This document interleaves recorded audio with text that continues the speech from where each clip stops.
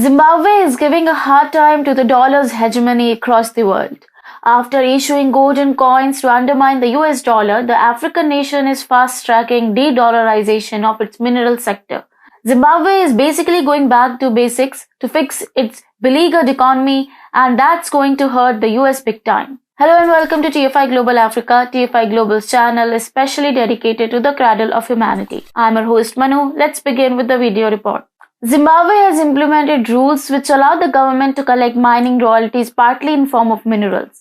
President Emerson Mnangagwa stated that the state is going to begin collecting half of the royalties of gold, diamond and platinum mining in minerals to develop Zimbabwe's reserves. The rest of royalty would be received in cash. A government notice stated royalties remitted to the Zimbabwe Revenue Authority in respect of gold and those minerals specified shall be paid on the basis of 50% in kind. The notice further added that the royalties cash component would constitute 40% Zimbabwean dollars and 10% foreign currency. So you see, what did Zimbabwe just do with the American dollar?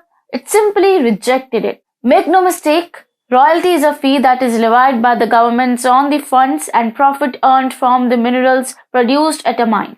Mineral royalty is a universal concept. It is a payment made by the mineral producer to the mineral rights holder for the extraction of valuable and non-renewable natural resources. Royalty is one of the significant sources of revenue for the government. Now, we at TFI earlier explained that Zimbabwe's currency is the weakest in Africa as it lost more than two-thirds of its value against the dollar. The southern African nation is amidst a severe financial crisis as inflation, unemployment, low productivity and deterioration of the currency are prevalent. Keeping this in mind, Zimbabwe decided to use gold in its fight against inflation, which will facilitate curbing its reliance on the US dollars. Since gold is widely considered an inflation hedge, the plan of the government is to reduce the dependence of the domestic economy on dollars. Therefore, it is working towards pegging its currency to gold. Zimbabwe initiated the idea of using gold as a medium of exchange. The governor of Reserve Bank of Zimbabwe stated the Reserve Bank of Zimbabwe's Monetary Policy Committee resolved to introduce gold coins into the market as an instrument that will enable investors to store value. He added,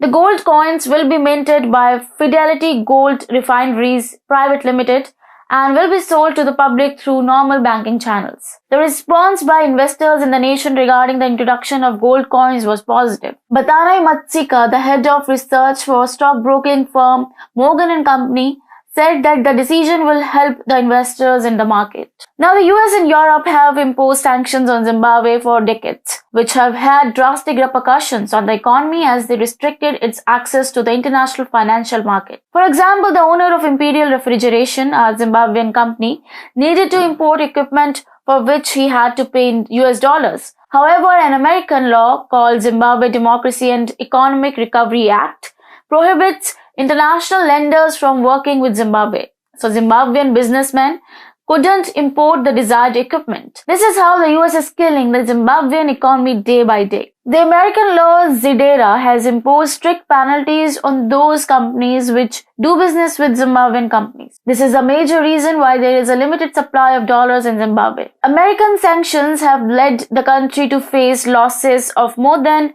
$100 billion in grants and loans from financial institutions like the African Development Bank, the IMF, etc. However, in light of the recent developments regarding the adoption of gold coins as a medium of exchange and the implementation of new royalty collecting regime, Zimbabwe has shown to the US that enough is enough. Zimbabwe has realized that relying on the West will further complicate the economic problems. Hence, it is employing constructive ideas and taking decisions which will end the dominance of the US in its economy.